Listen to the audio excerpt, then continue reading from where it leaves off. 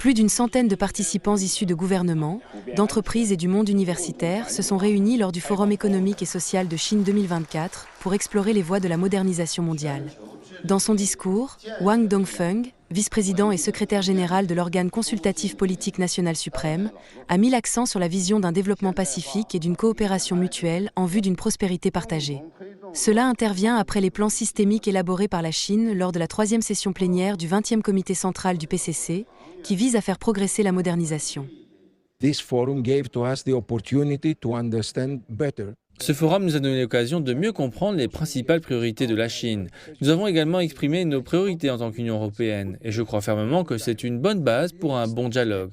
La prochaine étape, en tant que Comité économique et social européen, nous nous assiérons avec nos homologues du Conseil économique et social chinois pour discuter en profondeur de la coopération économique, de l'intelligence artificielle et de l'économie circulaire.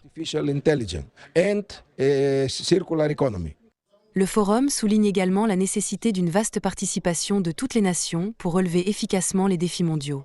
Le rôle de la Chine dans le soutien de la croissance économique mondiale et la création d'opportunités pour les autres nations a été un thème prédominant.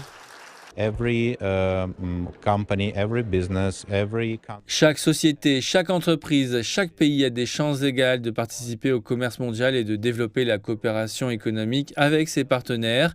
C'est ce que nous avons compris et appris de nos communications avec nos collègues chinois. Ce qui m'a le plus impressionné, ce sont les outils de consultation publique pour le processus de prise de décision en Chine. C'est quelque chose qui peut être mis en place en Russie.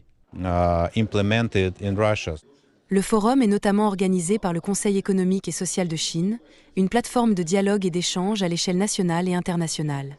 Les experts présents au forum ont appelé à un renforcement du dialogue multilatéral et des mécanismes de soutien à la coopération.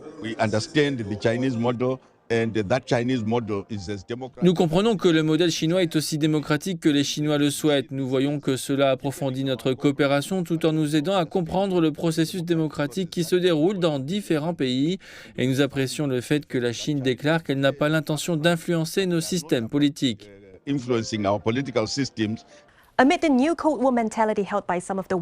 Face à la mentalité de « nouvelle guerre froide » de certains pays occidentaux et à leur représentation biaisée du modèle de gouvernance de la Chine, ce forum, qui a rassemblé une multitude de points de vue, envoie une fois de plus un message fort au monde. La Chine est engagée envers l'inclusion, envers la collaboration plutôt que la confrontation, envers le progrès social partagé et envers la prospérité pour tous.